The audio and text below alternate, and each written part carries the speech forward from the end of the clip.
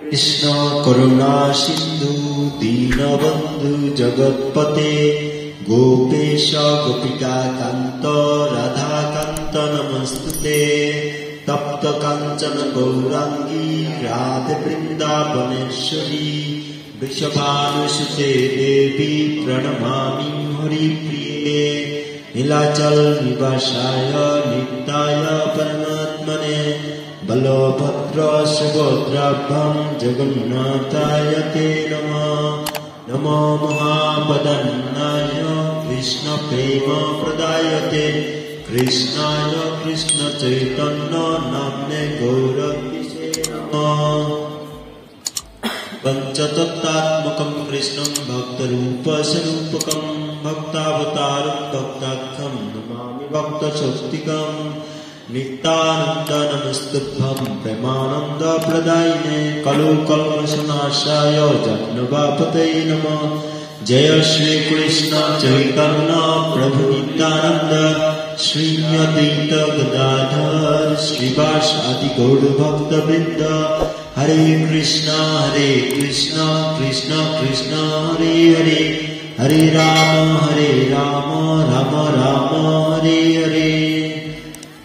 पंचाकल्पतरुभ्यश्च कृपा सिन्धुभ्येव च पतितानां पावनेभ्यो वैष्णवेभ्यो नमो नमः।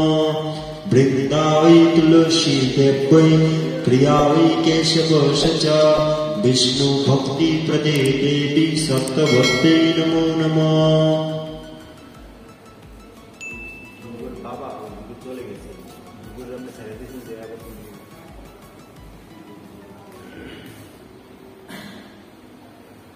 ओम विष्णुपादाय कृष्णप्रेष्ठाय भूतले श्रीमते भक्ति वेदांत स्वामी इति नामिने।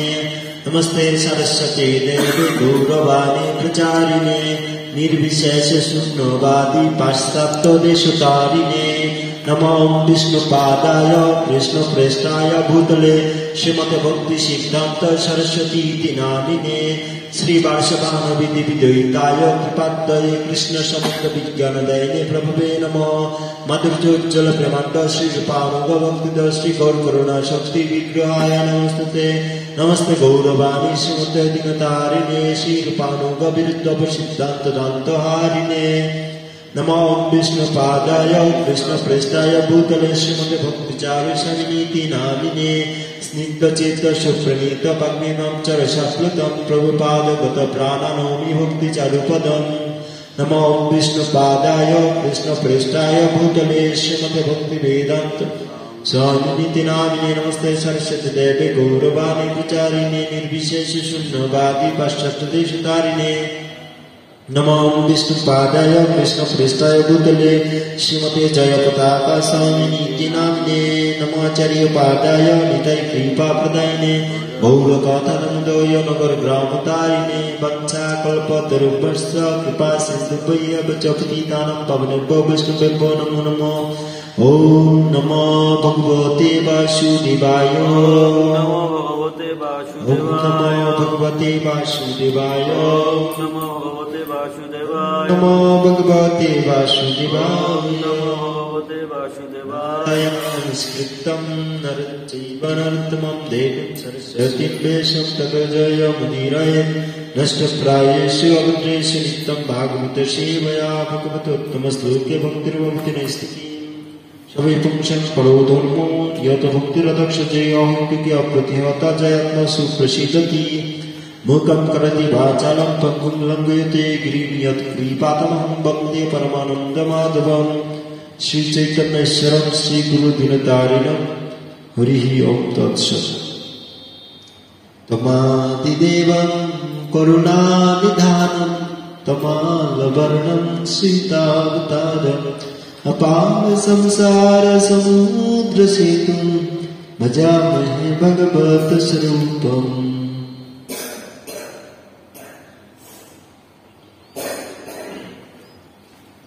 हरे कृष्ण। সবাইকে সুপ্রভাত।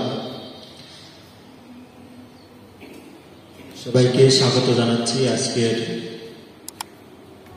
ভাগবতীয় অনুষ্ঠান শ্রীমদ্ ভাগবত গীতা শ্রীমদ্ ভাগবত অধ্যয়ন এবং শ্রবণ। সবাইকে কৃষ্ণপ্রীতীয় শুভেচ্ছা জানাচ্ছি।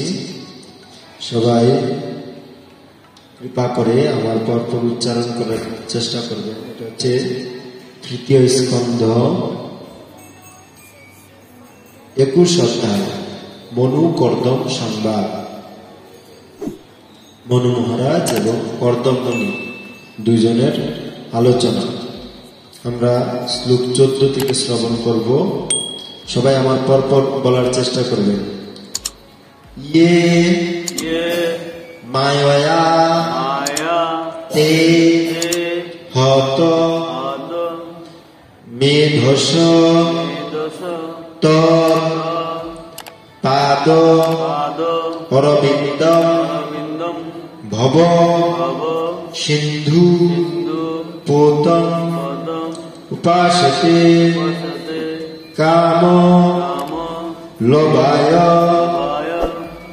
তেষাং রাশি ঈশ কামান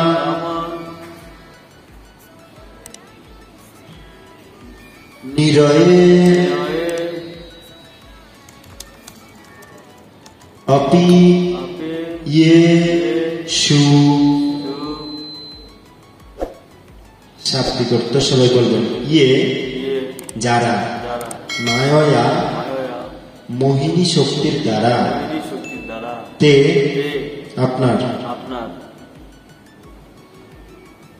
হত ভ্রষ্ট হয়েছে, মেধস যাদের বুদ্ধি, ত আপনার, পদ অরবিন্দম পাদ অরবিন্দম শ্রী পাদপদ্ম ভব জড় অস্তিত্বের, সিন্ধু সমুদ্র, পোতম তরণী, উপাসতে পূজা করে, কাম লোভায় নগণ্য সুখের জন্য, তেষাং তাদের রাশি আপনি দান করেন, ঈশ হে ভগবান, কামান বাসনা সমূহ, নিরয়ে নরকে, অপি ও ইয়ে যে বন্ধনা, সু লাভ করা যায়।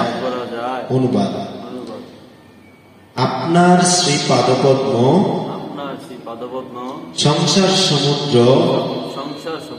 উত্তীর্ণ হওয়ার আদর্শ তরণী, মায়ার প্রভাবে যাদের বুদ্ধিভ্রষ্ট হয়েছে তারাই, কেবল তারাই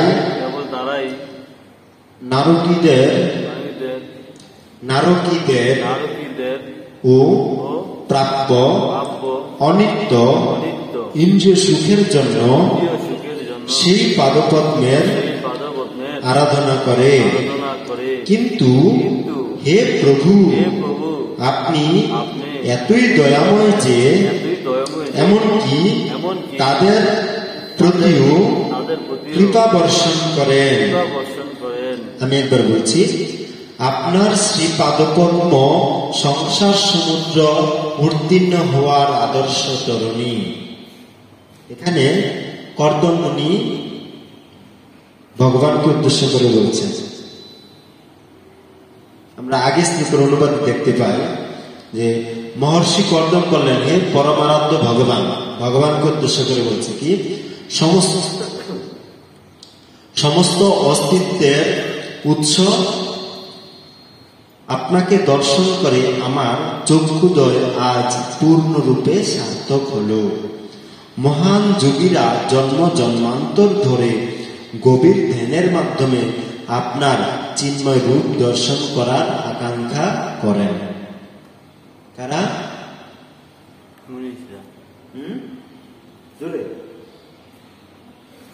আর বলছি, মহান যোগীরা জন্ম জন্মান্তর ধরে গভীর ধ্যানের মাধ্যমে আপনার চিন্ময় রূপ দর্শন করার আকাঙ্ক্ষা করেন।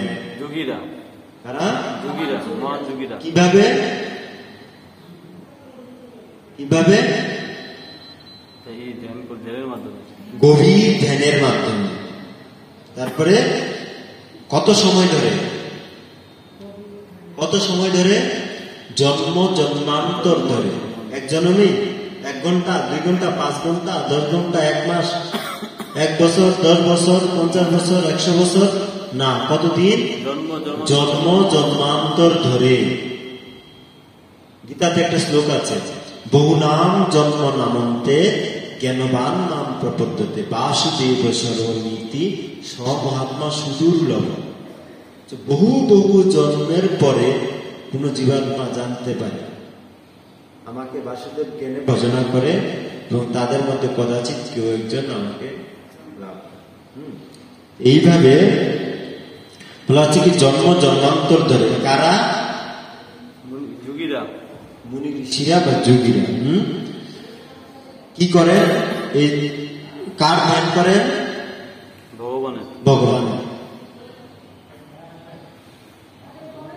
তাহলে এখানে তো বলতে বলতে ভাগবতে যে সরস্বতী দেবী, লক্ষ্মী দেবী, কালী দেবী, শিবের আরাধনা করে নাকি? এখানে কার কথা বলা হচ্ছে? ভগবানের। ভগবান। আর ভগবানকে? শ্রীকৃষ্ণ। ভগবান শ্রীকৃষ্ণকে আমরা কিভাবে জানবো? ব্রহ্মা বলেছে, ব্রহ্মাজি। হ্যাঁ, ব্রহ্মা আমাদের আচার্য, আমাদের জগতের সৃষ্টিকর্তা। তিনি কি বলেছেন? ঈশ্বর পরম কৃষ্ণ সচ্চিদানন্দ বিগ্রহ অনাদি আদি গোবিন্দ। ঈশ্বর পরম কৃষ্ণ, পরমেশ্বরকে কৃষ্ণ। আবার এই ভাগবতম কি বলছে? প্রথম স্কন্ধে কি বলছে? এতে চাঞ্চ কলা পুংস কৃষ্ণস্তু ভগবান স্বয়ং। কৃষ্ণ হচ্ছেন ভগবান স্বয়ং। তাহলে আমরা দুইটা জায়গা থেকে দেখতে, শাস্ত্র থেকে দেখতে পাই, আবার আমাদের আচার্য ব্রহ্মাজির কাছ থেকে দেখতে পাই ভগবান। সেগুলি বিষয়ে কার ধ্যান করছেন?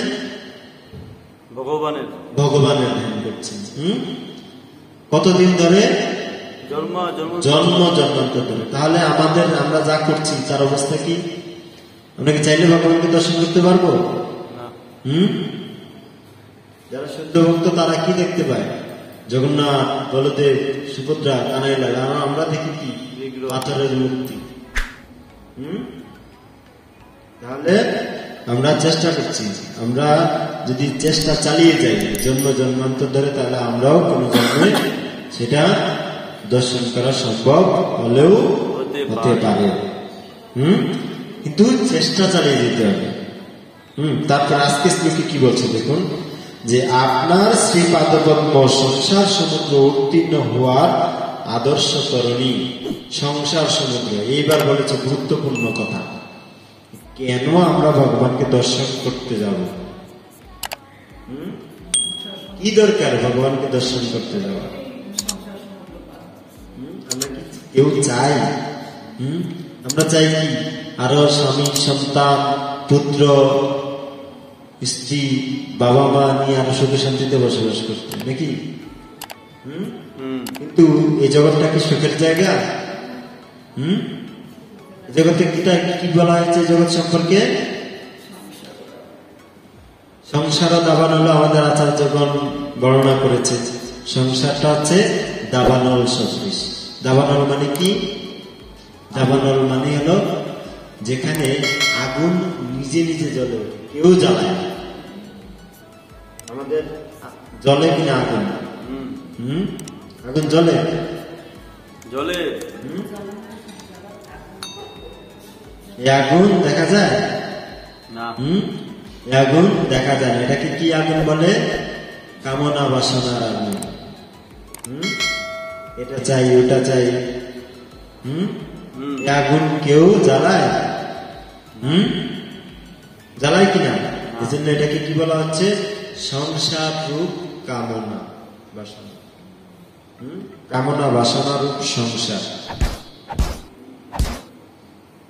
কি কামনা? কিভাবে ভালো করে খাবো, কিভাবে ভালো করে ঘুমাবো, কিভাবে ভালোভাবে আত্মরক্ষা করবো, কিভাবে ভালোভাবে বংশ বিস্তার করবো, এই কামনা বাসনা। এই কামনা বাসনা যে আগুন, সে আগুনে আমরা সবাই জ্বলছি। সবাই, কেউ বলতে পারবে না যে আমি জ্বলছি না, আপনি জ্বলছেন, আপনি জ্বলছেন না আমি জ্বলছি। আসলে সবাই জ্বলছে, একদম মানে শিশু থেকে বৃদ্ধ পর্যন্ত সবাই, সবার ভিতরে কামনা বাসনা আছে। এটা শিশুর ভিতরেও কামনা বাসনা আছে। সেই খেলনাটা চায়, ওই খাবারটা চায়, এই খাবার ভালো লাগে না, বাচ্চাদের সাথে খেলতে যেতে চায়। প্রত্যেকের ভিতরে, এমনকি যিনি বয়স্ক হয়ে গেছেন তার ভিতরেও কামনা বাসনা আছে। তিনি চান না রোগাগ্রস্ত হতে, তিনি চান সকলের মতো হেঁটে চলে বেড়াতে, কিন্তু ওনার শরীর ওনাকে হাঁটতে দিচ্ছে না। প্রত্যেকের ভিতরে এই কামনা বাসনা জ্বালা যন্ত্রণা জ্বালিয়ে পুড়িয়ে মারছে। কোথায়? হৃদয়ে। তো কি বলা হচ্ছে? যে সংসার সমুদ্র উত্তীর্ণ হওয়ার তরুণী। কোন জায়গাটা? ভগবানের পাদপদ্ম। ভগবানের পাদপদ্ম কি? সংসার সমুদ্র অতিক্রম করার তরণী। তরণী মানে কি? নৌকা। অর্থাৎ আমরা যদি কেউ জয় শ্রী শ্রী রাধা কানায়ালা জগন্নাথ বলদেব সুব্রমণ্যা কি, তো আমরা যদি আমাদের এই দুঃখ সমুদ্র সংসার কামনা বাসনা, এই যে ভগবত গীতার 15 অধ্যায় 7 নম্বর শ্লোকে বলা হচ্ছে কি দুঃখালয়ম অশ্বাসতম, এই জায়গাটা হচ্ছে কি দুঃখের জায়গা। কিন্তু আমরা সবাই এখানে কি খুঁজছি? কি খুঁজছি? সবাই সুখ খুঁজছি।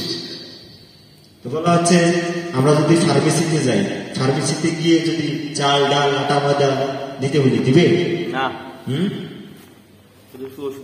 আর আমরা যদি মুদি দোকানে গিয়ে যদি বলি যে প্যারাসিটামল দেন, না পা দেন, দিবে? কারণ কি সেটা কিসের দোকান? মুদিখানার দোকান। সেখানে চাল ডাল এগুলো পাওয়া যায়। হ্যাঁ, আর ফার্মেসিতে কি পাওয়া যায়? ওষুধ পাওয়া যায়। ঠিক সেরকম বিদ্যালয়, বিদ্যা আলয় মানে কি? যেখানে বিদ্যা শিক্ষা দেওয়া হয়। চিকিৎসালয়, সেখানে কি দেওয়া হয়? চিকিৎসা দেওয়া হয়। চিকিৎসালয়ে গিয়ে যদি বলি যে আমাকে পড়ান সরসরিয়া এবিসিডি, পড়াবে? আর স্কুলে গিয়ে বিদ্যালয়ে গিয়ে যদি বলি যে আমাকে চিকিৎসা দেন, আমার হাতটা ভেঙে গেছে, দেবে? বিদ্যালয় মানে বিদ্যা শিক্ষা দেওয়া হয়। আর চিকিৎসালয় মানে কি? চিকিৎসা দেওয়া হয় সেখানে। বস্ত্রালয় মানে কি? যেখানে বস্ত্র বিক্রি করে। তো দুঃখালয়, দুঃখালয় মানে কি? আলয় মানে কি? ঘর। আর দুঃখ মানে কি? যন্ত্রণা, কষ্ট। হ্যাঁ, তাহলে দুঃখালয় মানে কি? দুঃখের ঘর। তো ভগবান এটাকে বলেছে দুঃখের ঘর। তো আমরা যদি সেখানে এসে সুখ খুঁজি, ঠিক হবে? হবে কি হবে?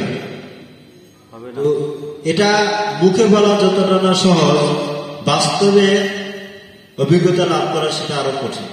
ঠিক যেরকম আগুনের শেখা যে গেছে সে বুঝে যে আগুনের তাপটা কতটা কঠিন। কারেন্ট আমরা ব্যবহার করতেছি, কারেন্ট কি কেউ দেখেছে? কিন্তু যে শক খাইছে সে জানে এটা কতটা ভয়ানক। ঠিক।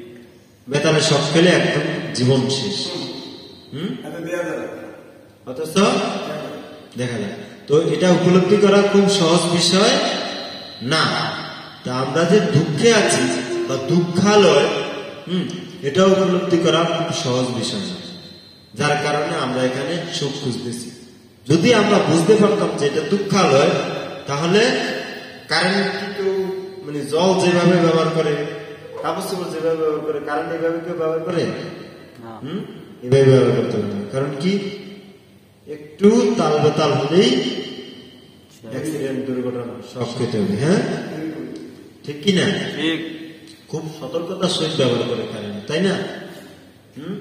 যেটা জানে না ওই বিষয়টি মাথা কামাতে যায়, ঠিক না? তো আমরা এই জগতে এসে ঠিক সেটাই করছি। কি করছি? সুখে থাকার চেষ্টা করছি। করছি কি করছি না? কিন্তু আসলে কি এখানে সুখ আছে? সুখ বলে কিছু আছে? এখানে সুখ বলে কিছু নেই। তাহলে আমরা বলতে পারি যে আমার কাছে তো মনে হয় উনি সুখে আছে, এরকম মনে হয়। তুলনা এর থেকে 10 থেকে 15 বেশি, 15 থেকে 20 বেশি। তো আমাদেরকে বলা হয় যখন দুঃখের ভার একটু কমে যায়, দুঃখের মাত্রা, যেখানে 50 ভাগ দুঃখ পেতাম সেখানে 30 ভাগ দুঃখ পেলাম, তাহলে আরো 20 ভাগ কম পেলাম। তা আমাদের কাছে সেটা মনে হচ্ছে সুখ, কিন্তু আসলে সেটা সুখ নয়। সেটা প্রকৃততে কি? যেখানে 50 ভাগ দুঃখ পেতাম সেখানে আমাকে ভগবান কৃপা করে 20 ভাগ কমিয়ে দিয়েছে, 30 ভাগ দুঃখ দিয়েছে। হ্যাঁ, আসলে কি সেটা সুখ? সেটা সুখ নয়, সেটা দুঃখ। বলছে কি যে আপনার শ্রীপাদপদ্ম সংসার সমুদ্র উত্তীর্ণ হওয়ার আদর্শ তরণী। তরণী মানে কি? নৌকা। আমরা যদি কেউ ভগবানের পাদপদ্মের আশ্রয় গ্রহণ করি, কেমনে? ভগবানের পাটা যদি এভাবে ধরি আমরা, কোথায় আছেন ভগবান? কিভাবে ভগবানের পা ধরব? সম্ভব? ভগবান নাম হতে নামই অভিন্ন, নাম বিগ্রহ স্বরূপ, তিনে ভেদ নেই, তিন চিদানন্দ রূপ। ভগবানের নাম, ভগবানের ছবি আর ভগবান স্বয়ং অভিন্ন। আমি বাস্তবে আমার ছবি, আমার নাম আলাদা। আমার নাম ধরে আমি যদি কাছে না থাকি, আমার নাম ধরে সারা দিন ডাকলো আমি শুনতে পাবো না, কিন্তু ভগবানের নাম ধরে ডাকা মাত্রই ভগবান আপনার সামনে প্রকট হবে। হয়তো আমরা আমাদের এই চোখ দিয়ে, এই চামড়া দিয়ে ভগবানকে অনুভব করতে পারি না। আমরা জানি না এখানে কি স্বয়ং ভগবান আছেন না এখানে বিগ্রহ, কাঠ, মূর্তি। আমাদের ধারণাতে সেটা নেই। কারণ কি? আমাদের বহু জন্মের কলুষিত সঞ্চিত পাপরাশির দ্বারা আমাদের যে আত্মা, আমাদের যে চিত্ত, আমাদের যে চেতনা, সেটা আচ্ছাদিত হয়ে আছে, ঢেকে আছে। ঠিক যেরকম এখানে পর্দা দিলে আর ভগবানকে দেখা যায় না, এরকম আমাদের হৃদয়ে সেই পর্দা পড়ে আছে। কোন পর্দা? কামনা বাসনা, জড় জগতে সুখ ভোগ করার বাসনা। যখন আমরা এটাকে ছেড়ে দেব, সুখ ভোগ করার বাসনা ছেড়ে দিয়ে আমরা ভগবানের কথা চিন্তা করব, তখন আস্তে আস্তে কি বলা হচ্ছে? চেত দর্পণ মার্জনম ভব মহাদাবাগ্নি নির্বাপনম শ্রেয় কৈরব চন্দ্রিকা বিতরণম বিদ্যাবধূ জীবনম আনন্দম বুদ্ধিবর্ধনম প্রতিপদম পূর্ণামৃত সাধনম সর্বাত্মস্নপনম পরম বিজয়তে শ্রীকৃষ্ণ সংকীর্তনম। যে আনন্দ পাওয়ার, সুখে থাকার যে সূত্র, সেটা কি? পরম বিজয়তে শ্রীকৃষ্ণ সংকীর্তনম। হরে কৃষ্ণ কৃষ্ণ কৃষ্ণ হরে হরে, হরে রাম রাম রাম হরে হরে। এই মহামন্ত্র উচ্চারণ করলে ভগবান স্বয়ং আমাদের সামনে প্রকটিত হন। বুঝা গেল? তখন আমরা ভগবানের এই নাম রূপ, ভগবানের চরণ আমরা স্পর্শ করতে পারি। এবং এটা যতক্ষণ আমরা ধরে থাকবো, ততক্ষণ আমরা এই সংসার যাতনা থেকে মুক্ত থাকবো। এটাকে ছেড়ে দেব, বলছে কৃষ্ণ ভুলি যেই জীবন আদি বহির্মুখ, অতএব মায়া তারে দেয় সংসার দুঃখ। কৃষ্ণকে ভুলে গিয়ে আমরা যখন সুখে থাকার চেষ্টা করব, তখন কি হবে? মায়া দেবে আমাদেরকে দুঃখ দেবে। কৃষ্ণ বলি যেই জীব ভোগবাঞ্ছা করে, নিকটস্থ মায়া তারে ঝাপটিয়া ধরে। তো আমরা সংসার সমুদ্র অতিক্রম করার জন্য কি করতে হবে? আমাদেরকে ভগবানের শ্রী পাদপদ্মের আশ্রয় গ্রহণ করতে হবে। তাহলে একমাত্র আমরা সংসার বলতে কি? কামনা বাসনা পুরো অবস্থা। বুঝা গেল? যদি আমরা মনে করি সংসার মানে কি? বাবা মা সন্তান, হাজবেন্ড ওয়াইফ মিলে হচ্ছে সংসার আমরা মনে করি। কিন্তু আসলে বাস্তবিক পক্ষে এটা রূপটা কি? এটা হচ্ছে কি? কামনা বাসনার একটা বস্তা। এটা আমাদের ঢোকা মানে কামনা বাসনার ভিতরে ঢোকা। আর যারা শুদ্ধ ভক্ত, তাদেরকে সেই কামনা বাসনা স্পর্শ করে না, করলেও খুব কম। সেটা মানে বাধাগ্রস্ত করতে পারবে। কাকে? ভগবত ভক্তিকে। আমরা যদি ভক্তি জেনে তারপরে ভগবান বিধান দিয়েছেন, কিরকম বিধান? 4টা বর্ণ এবং 4টা আশ্রম। প্রথম জীবনে শিক্ষা লাভ করা, এই ভাগবতের শিক্ষা, গীতার শিক্ষা, চৈতন্য চৈতন্যের শিক্ষা। এই শিক্ষা যখন আমরা হৃদয়ে ধারণ করে, তারপরে ভগবানের দেওয়া নির্দেশ অনুসারে প্রথমে ব্রহ্মচর্য, তারপরে গৃহস্থ, তারপরে বানপ্রস্থ, তারপরে সন্ন্যাস। এইভাবে যখন আমরা আমাদের জীবন অতিক্রম করব, তখন কি হবে? আমাদেরকে সেই কামনা বাসনা বস্তার ভিতরে ঢুকতে হবে। বিষয়টা বোঝা গেল? ভগবানের যে সৃষ্টি, যে পরিকল্পনা, যে সিস্টেম, সেই সিস্টেম অনুযায়ী আমরা আমাদের জীবনকে অতিবাহিত করতে হবে। আর আমরা কি করি? আমাদের সমাজে শেখায় যে জন্মগ্রহণ করলে কিছুদিন অতিক্রম হওয়ার পরে, বড় হওয়ার পরে কাজকর্ম করবে, চাকরি করবে, তারপরে কি করবে? বিয়ে করবে। এটা হচ্ছে ধর্ম। এই ধর্মের কথা বলছে ভগবান? এই ধর্মের কথা বলছে ভগবান? কি ধর্মের কথা বলছে? বর্ণাশ্রম ধর্ম। 4টা বর্ণ এবং 4টা আশ্রম। 4টা আশ্রম কি কি? একটু আগে বললাম। কি কি আশ্রম? ব্রহ্মচর্য। ব্রহ্মচর্য বলছে জীবনটাকে যদি 100 ভাগ হয়, জীবনটা 100 বছর আয়ু হয় আপনার, জীবনের প্রথম 25 বছর পড়াশোনার সময়কাল ব্রহ্মচর্য রক্ষা। কতদিন? প্রথম 25 বছর। তারপরে 25 থেকে 50 বছর পর্যন্ত কি করব? গৃহস্থ জীবন। বিবাহ করে, সন্তান উৎপাদন করে, সন্তানকে উপযুক্ত শিক্ষা দান করা। তারপরে 50 থেকে 75 পর্যন্ত বানপ্রস্থ, সংসারের দায়িত্ব। আমার বয়স যখন 50 হবে, আমার ছেলের বয়স কত হবে তখন? 25। বুঝা গেল?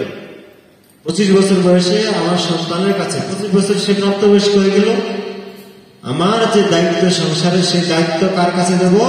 আমার ছেলের কাছে। আমার ছেলের কাছে দিয়ে আমি কি করব? ভজন সাধনে যত হবো। কারণ কি? সংসার চালাতে গেলে আমাকে টাকা পয়সা উপার্জন করতে হবে। টাকা পয়সা উপার্জন করতে গেলে আমাকে সেখানে সময় দিতে হবে। সেই সময় আমি ভগবত ভজন থেকে আমাকে দূরে থাকতে হবে। হবে কি হবে না? আমাদের যারা এখন যে চাকরি করে, ব্যবসা করে, তাদের কতক্ষণ টাইম দিতে হয়? সেই সকালবেলা যায়, রাত 10টা 11টার সময় আসে। এরকম কিনা? তো এই যে অর্থ উপার্জন করতে হবে সংসার চালাতে গেলে, তখন আমাকে কি করতে হবে? ভগবত ভজন থেকে দূরে সরে যেতে হবে। এই যে দূরে সরে গেলাম সংসার চালানোর জন্য, ভগবানের নিয়ম পালন করতে হবে, তখন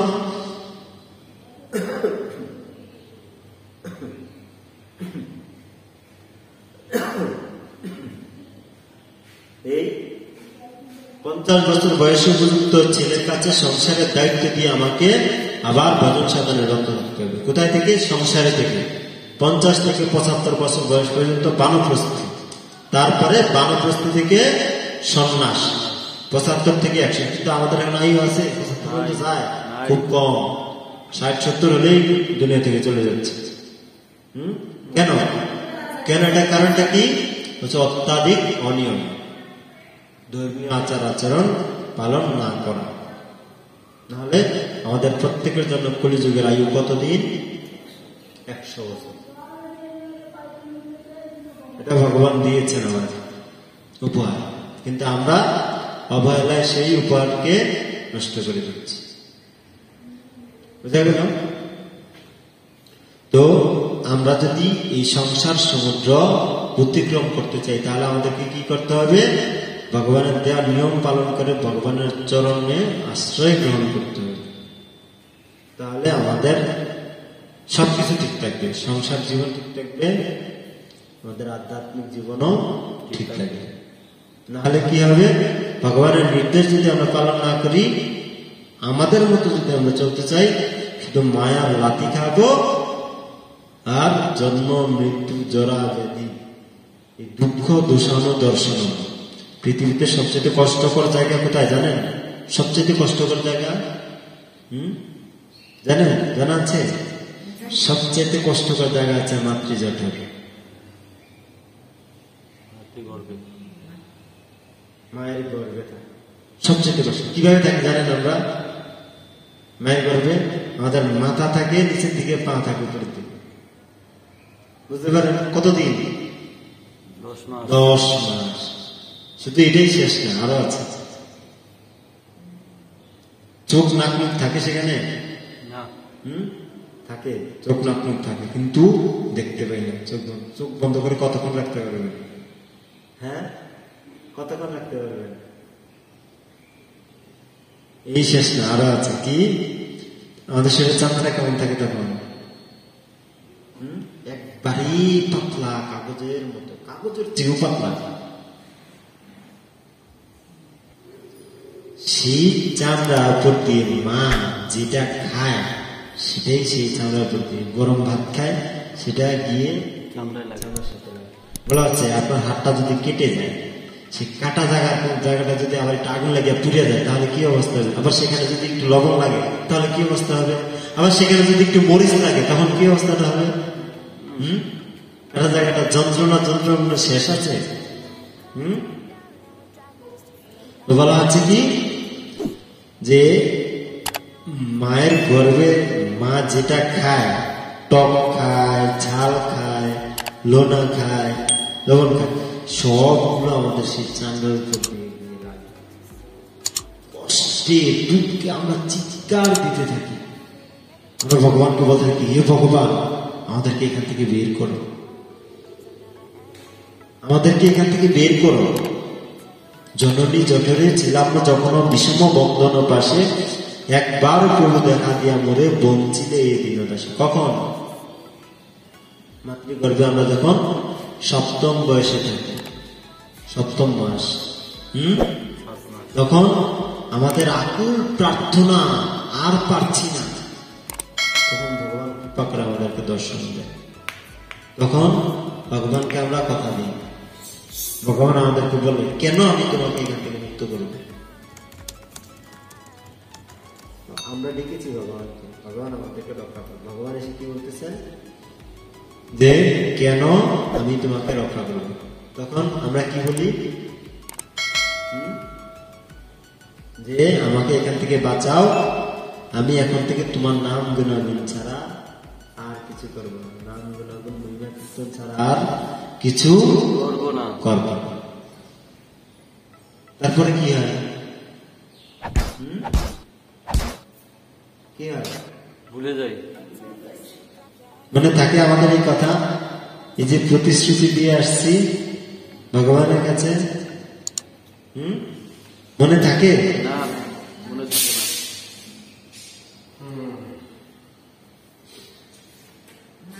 জন্ম হইল পরিমায়া জালে, না হইল জ্ঞান লোট।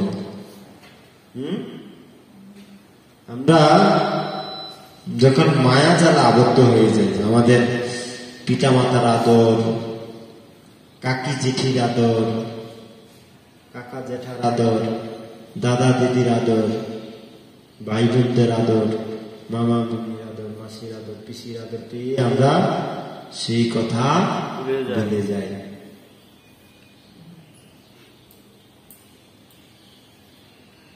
তারপরে কি হয়?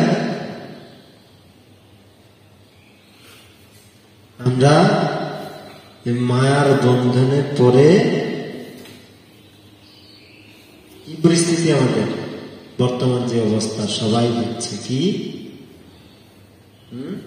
সংসার দাবা নলনীর।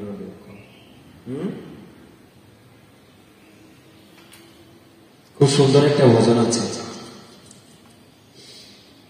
শুনেছেন? ভুলিয়া তোমারে সংসারে আসিয়া পেয়ে নানা বিধ ব্যথা। শুনেছেন এই ভজনটা? ভক্তিবিনোদ ঠাকুরের লেখা। শুনান দেখি। তোমারও চরণে আসিয়াছি আমি, বলিব দুঃখের কথা। জননী জঠরে ছিলাম যখন বিষম বন্ধন পাশে, একবার প্রভু দেখা দিয়া মোরে বঞ্চিলে এই দীনদাসে। তখনও ভাবিনু জন্ম পাইয়া করিব ভজন তব। মিলছে কিনা? জন্ম হইল পরিমায়া জালে, না হইল জ্ঞান। কোন জ্ঞান? কৃষ্ণ ভক্তির জ্ঞান। মনে আছে? কিছু মনে আছে? এখন আমাদেরকে আমাদের আচার্যরা, আমাদের প্রভুরা আমাদেরকে শিখাচ্ছে কিভাবে মঙ্গল আরতি করতে হয়, কিভাবে দর্শন আরতি করতে, কিভাবে ভোগ লাগাতে হয়, কিভাবে ভোগ রন্ধন করতে হয়, কিভাবে শুচিতা মেনটেন করতে হয়। হ্যাঁ, আমরা ইস্কনে আসার আগে আমাদের এই শিক্ষা ছিল? আমাদের সমাজে আমাদের পিতা মাতা, আমাদের আত্মীয় স্বজন, আমাদের গুরুবর্গ, আচার্যবর্গরা, যারা তথাকথিত ব্রাহ্মণ, তারা কি আমাদেরকে শিক্ষা দিয়েছে?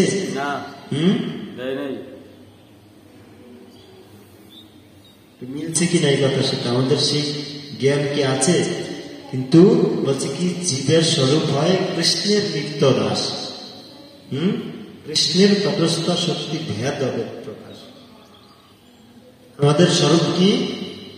আমরা কৃষ্ণের নিত্য দাস। নিত্য দাস। দাসের কাজ কি? মালিকের সেবা করা।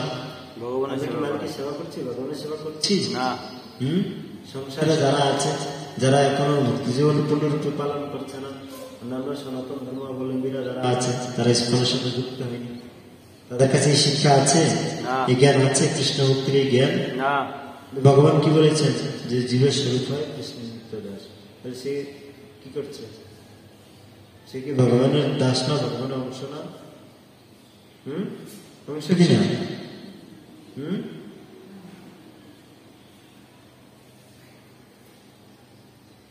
কি বলছে যে জন্ম হইল পরিমায়া জালে, না হইল জ্ঞান লোভ। আদরের ছেলে স্বজনের কুলে, হাসিয়া কাটানো কাল। আদরের ছেলে স্বজন, আত্মীয় স্বজনদের কুলে হাসিয়া কাটানো কাল। জনক জননী স্নেহেতে ভুলিয়া সংসারে লাগিল ভালো। জনক জননী অর্থাৎ কে? জনক জননী মানে কি? জনককে পিতা বাবা, জননী মাতা মা। জনক জননী স্নেহেতে ভুলিয়া সংসার লাগিল ভালো। এই সংসার জগৎটাকে ভালো লাগতে শুরু করেছে আমাদের। তারপরে কি বলছে? ক্রমে দিন দিন বালক হইয়া খেলিলু বালক সম। তারপরে বালক হয়ে গেলাম, অন্যান্য বালকদের সাথে খেলাধুলা শুরু করে দিলাম। আর কিছু দিনে জ্ঞান উপজিল, পাঠ করি অহরহ। খেলাধুলার বয়স শেষ, এবার পড়াশোনার বয়স। আর কিছু দিনে জ্ঞান উপজিল, পাঠ করি অহরহ। বিদ্যার গৌরবে ভ্রমি দেশে দেশে, ধন উপার্জন করি। যখন অনার্স মাস্টার শেষে তখন কি করি? চাকরি করতে যাই। বিদ্যার গৌরবে ভ্রমি দেশে দেশে, ধন উপার্জন করি। স্বজন পালন করি এক মনে, ভুলিনি তোমারে হরি। এবার কি হলো? চাকরি হয়েছে, স্বভাবত যেটা হয় হলো। এবার স্বজন পালন, পিতা মাতা, শ্বশুর শাশুড়ি, সন্তান, স্বজন পালন করি এক মনে। মধ্যকান্তে কি হয়ে গেল? ভুলিনু তোমারে হরি। হরিকে যাকে কথা দিয়েছিলাম। কি কথা? কি কথা দিয়েছিলাম ভগবানকে? কখন? ভীষণ যন্ত্রণা, ভীষণ যন্ত্রণা। এখন দেশের কি পরিস্থিতি চিন্তা করা যায়। ঘর থেকে বেরোতে এখন ভয় লাগছে। আমাদের এখানে যা অবস্থা, চট্টগ্রাম অবস্থা আরো খারাপ। কালকে ছনহরা, পটিয়া ছনহরা মন্দিরে আগুন লাগিয়ে দিয়েছে। কক্সবাজার আদিনাথ মন্দিরে ভক্ত ফোন দিয়ে সকালবেলা আরো 7-8টা মন্দিরে ওরা মানে যাবে এরকম নোটিশ দিয়ে দিয়েছে। খবর দিয়ে আসতেছে আগুন জ্বালানো। 71 সালে কি হয়েছে মনে হচ্ছে তার চেয়ে আরো জ্বালানো অবস্থা।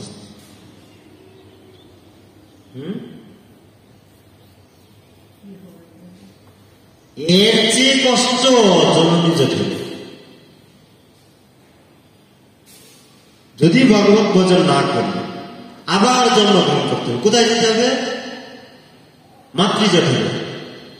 জন্ম মৃত্যু জরা ব্যাধি সংসার তুফানু দর্শন, এই সমস্ত কষ্ট কিছুই না। আরেকজন এসে মেরে ফেলছে, আবার আরেকটা জন্ম পাবো, আরেকটা দেহ পাবো, আমাদের জন্য আরেকটা দেহ অপেক্ষা করছে। এর কোনো ব্যাপারই না। আসল বিষয়টা কোথায়? কষ্ট, দুঃখটা, সেটা বোঝার ব্যাপার। যে আমরা এইখানে সুখে থাকতে আসিনি, এটা সুখ থাকার জায়গা না। এটা হচ্ছে আসল বিষয়, এই বিষয়টা বোঝা। ধরুন দেশে কিচ্ছু হয়নি, হাসিনা সরকার চালাচ্ছে, দেশ চলতেছে, আমাদের চিন্তা আসবে যে আমরা দুঃখে আছি। আমরা যখন পড়াশোনা করতাম ঢাকাতে, আমাদের বাসা ছিল ঢাকা মেডিকেলের পাশে। তো প্রায় মেডিকেলে ভক্তরা আসতো অসুস্থ। তো আমাদের ঢাকা মন্দিরের ভক্তিবেন্দ্র গীতা একাডেমির প্রতিউদ্ধার প্রভুকে চেনেন কিনা জানি না। তো প্রভু এসে তাও ওনার কোনো গেস্ট অসুস্থ হয়েছে, আসছে আমাদের বেজে, এসে বলতেছে, পাঠ দেওয়ার পরে বলতেছে, তোমাদের মাঝে মাঝে হসপিটালে যাওয়া উচিত। কেন?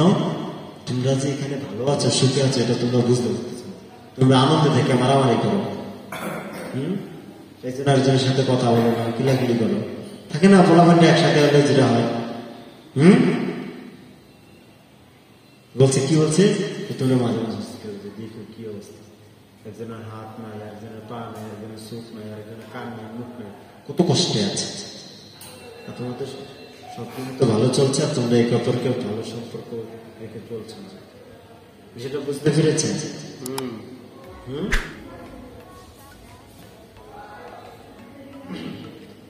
তো এখন দেশের যে পরিস্থিতি, তার চেয়ে খারাপ পরিস্থিতি কোন জায়গায়? মাতৃজাতি। তো আমরা যদি এটা ভালোভাবে বুঝি, আমরা কি চেষ্টা করব, যাতে আমাদেরকে আর কখনো আর একটা মাতৃজোটে প্রবেশ করতে না হয়। যদি যাতে আমরা ভগবত ভজন করতে পারি ভালোভাবে, তাহলে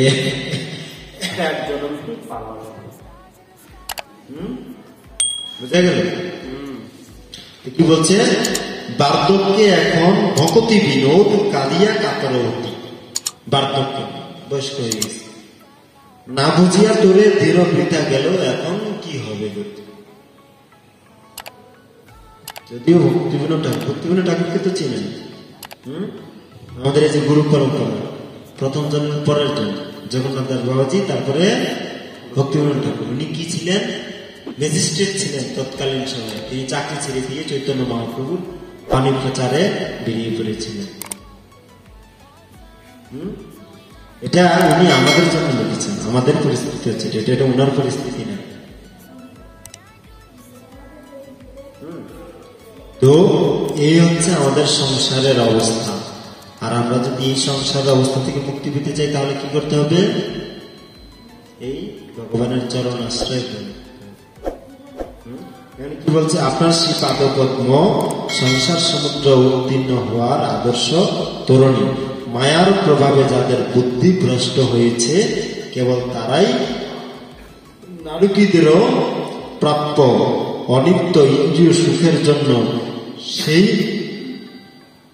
পাদপদ্মের আরাধনা করে। কি বলছে? মায়ার প্রভাবে যাদের বুদ্ধি ভ্রষ্ট হয়েছে, কেবল তারাই নারকীদের প্রাপ্য অনিত্য ইন্দ্রিয় সুখের জন্য সেই পাদপদ্মের আরাধনা করে। কিন্তু হে প্রভু, আপনি এতই দয়াময় যে এমনকি তাদের প্রতিও কৃপা বর্ষণ করেন। মায়ার প্রভাবে যাদের বুদ্ধি ভ্রষ্ট হয়েছে, তারপরে কি বলছে? কেবল তারাই নারকীদের প্রাপ্য নিত্য ইন্দ্রিয় সুখের জন্য সেই পাদপদ্মের আরাধনা করে। কিন্তু হে প্রভু, আপনি এতই দয়াময় যে এমনকি তাদের প্রতিও কৃপা বর্ষণ করেন। তাৎপর্য শিল প্রভুপাদ গীতাঞ্জল তাৎপর্য কি যায়? শিল প্রভুপাদ কি যায়? ভগবত গীতার সপ্তম পরিচ্ছেদে উল্লেখ করা হয়েছে যে দুই প্রকার ভক্ত রয়েছেন, যারা জড় সুখ কামনা করে এবং যারা ভগবানের সেবা ছাড়া অন্য আর কিছুই আকাঙ্ক্ষা করে না। নারকীয় অবস্থায় জীবন যাপনকারী কুকুর এবং শুকুরেরাও জড় সুখ প্রাপ্ত হয়।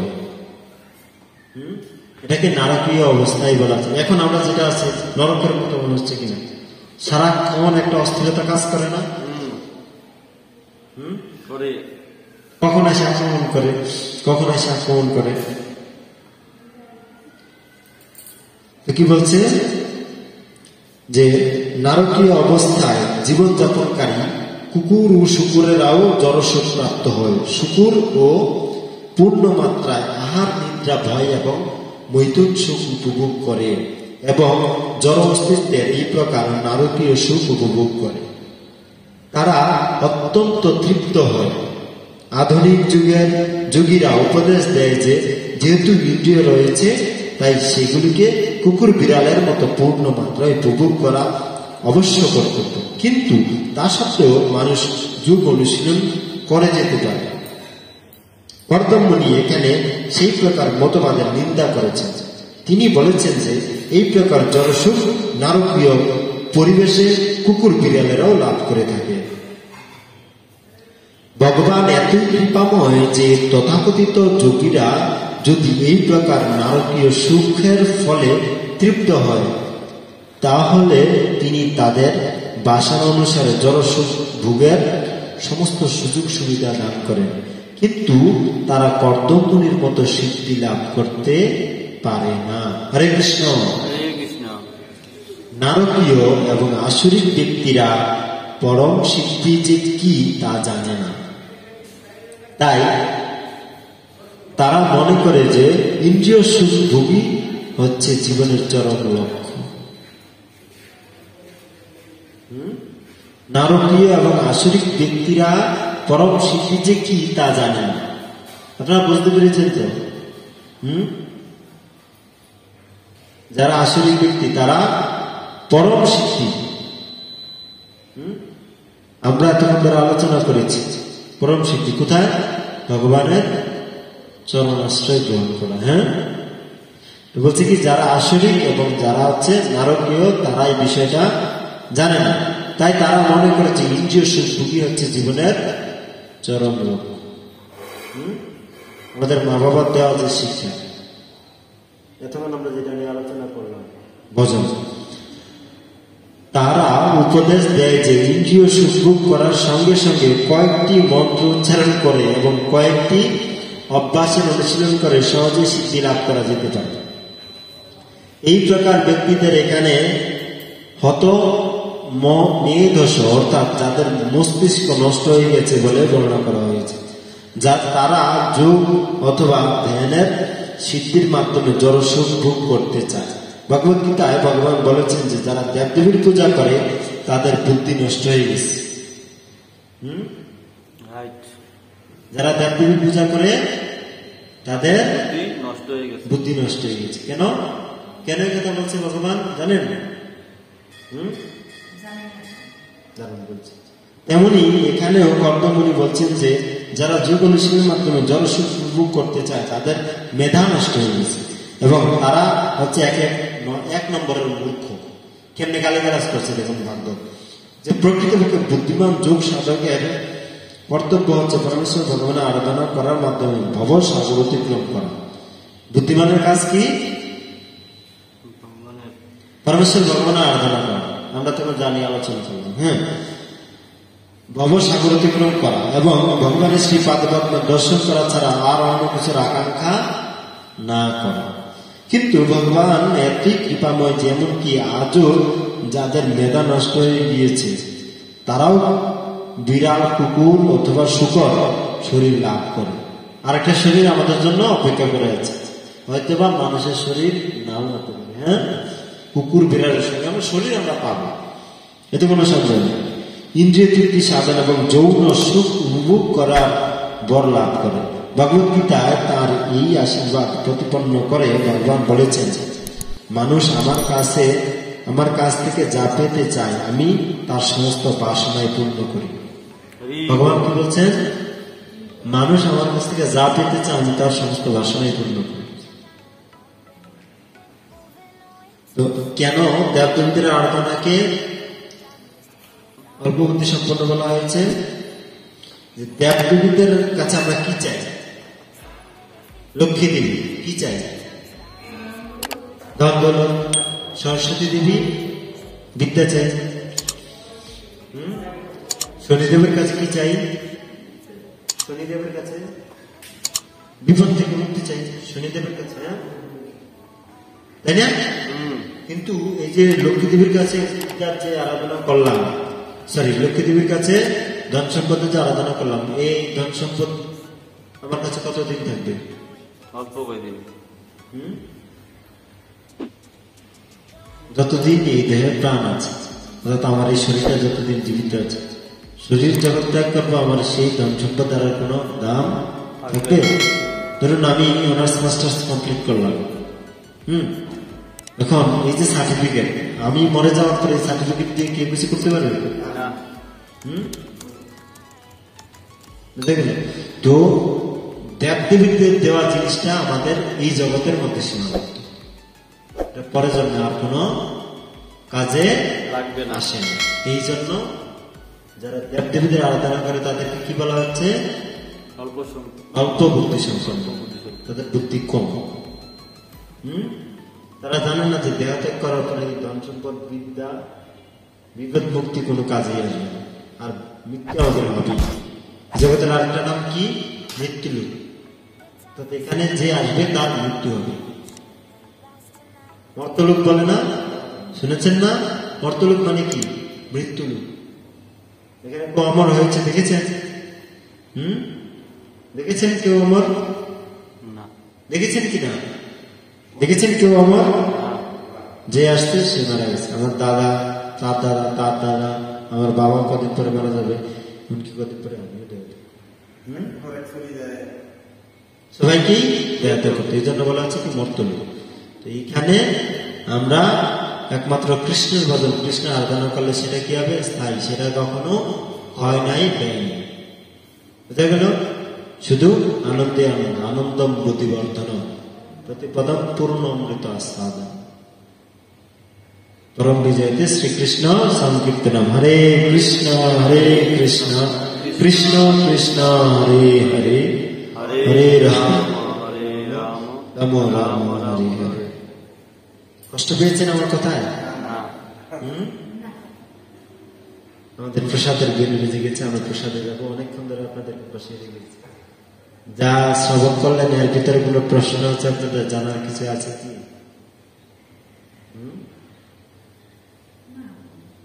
ঠিক আছে, তাহলে চলুন সবাই মিলে।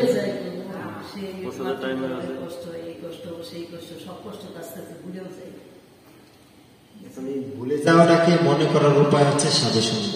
সাধুরাই শুধু হচ্ছে ব্রহ্মাণ্ড ভূমিতে কোনো উজা বুদ্ধ পায়, তার উপদেশ মন্ত্রে মায়া পিচাসে পলায়। আমরা কামনা বাসনা এতটাই আচ্ছাদিত হয়ে আছে।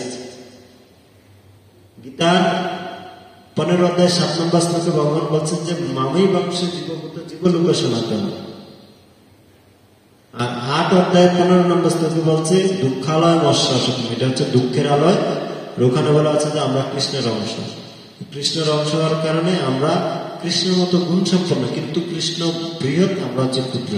কিন্তু আমাদের এই যে জড় কামনা বাসনা, সুখভোগের যে বাসনা, সেই বাসনাটা আমাদেরকে যে বললাম যে পর্দা আমাদের চিত্তে, আমাদের হৃদয়ে আবৃত করে রেখেছে। যখন সেটা আমরা এই যে জপ করব, মনোযোগ দিয়ে জপ করতে করতে বলছে জপিতে জপিতে জবে প্রেমাঙ্কুর হইবে, সাধ্য সাধন তত্ত্ব জানিবা সেটা। কৃষ্ণ নাম মহামন্ত্রের এই তো স্বভাব, যেই জপে তার কৃষ্ণ উপজয় হয়। আপনি একমালা নিষ্ঠা ভরে মনোযোগ দিয়ে কারোর সঙ্গে কথা না বলে জপ করে দেখবেন আর কোনো জপ করতে ইচ্ছে করবে। আপনি মনোযোগ দিয়ে একটু কোথাও কীর্তন করবেন, দেখবেন যে হাঁটতে চলতে ফিরতে আপনার মনে ওই কীর্তনের সুরটা ভাসতে থাকবে। এটাই হচ্ছে কৃষ্ণ নামের প্রভাব। যখন আপনি এইভাবে আপনার আশেপাশে এরকম একটা পরিবেশ করে তুলতে পারবেন। সবাই আপনারা জানেন না, আমার জন্মস্থান হচ্ছে চাঁদপুর জেলা। চাঁদপুর জেলার একটা থানা হচ্ছে মতলব। মতলবের মেহেরন গ্রাম। ওই গ্রামে আমি যখন প্রথম যাই দেখি যার ঘরের দিকে নজর দিই, ঘরের দরজায় মাতাজিরা বসে আছে, সবাই হরে কৃষ্ণ হরে কৃষ্ণ কৃষ্ণ কৃষ্ণ হরে হরে রাম রাম রাম রাম হরে হরে জপ করতেছে। তিলক দেন। এটা মানে দিব্য একটা পরিবেশ মনে হচ্ছে। এরকম অনেক আছে। নারায়ণগঞ্জ মন্দিরের আশেপাশে যাবেন, দেওবুক, দেখবেন যে আশেপাশে সবাই জপ করতেছে, জপ পালা হাতে। একটা দিব্য পরিবেশ, যেরকম মায়াপুর। আপনার আশেপাশে এরকম পরিবেশ সৃষ্টি করুন। আপনার আত্মীয় স্বজন, সন্তান, প্রতি যা আছে সবাইকে নিয়ে একটা দিব্য পরিবেশ, নাম জপ করা, ভগবানের মালা বানানো, ভগবানের ভোগ লাগানো, অর্চন, তুলসী সেবা, যে যেটা করে সেই দিকেই ধাবিত হয় মন। আমরা যখন কৃষ্ণ ভক্তির দিকে চেতনা রাখবো, তখন কৃষ্ণ ভক্তির দিকে আমাদের মন উন্মোচিত হবে। আমরা যখন জড় জগতিক কিছু, আমাদের একটা টিভি লাগবে, একটা 5 তলা বিল্ডিং লাগবে, যখন এরকম চিন্তা ভাবনা করবো তখন ওই দিকে মন যাবে।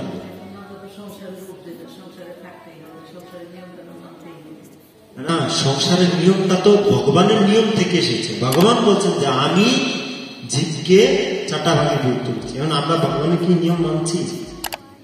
না, মেনেছি কিনা বলুন? আমরা কি ভগবানের নির্দেশ অনুযায়ী আমরা শিক্ষা লাভ করেছি জীবনে 25 বছর, তারপরে বিবাহ করেছি, তারপর 25 থেকে 50 বছর পর্যন্ত সংসার করে, তারপরে হচ্ছে গিয়ে সংসারের দায়িত্ব পর্যন্ত সন্তানের হাতে ছেড়ে দিয়ে আমরা বানপ্রস্থ গ্রহণ করার জন্য আমরা কি সেগুলো করছি? তাহলে আমরা কিভাবে সংসারী জীবন? এটাকে সংসারী বলে না, এটাকে গৃহ মেধি বলে। এটা হচ্ছে গৃহস্থ, আর একটা হচ্ছে গৃহ মেধি। আমাদের অবস্থা কি?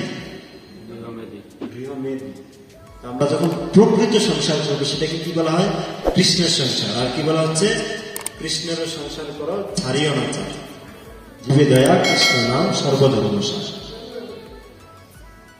আমরা কৃষ্ণের সংসার করছি না আমার প্রতিপত্নী সন্তান পিতামাতার সংসার করছি?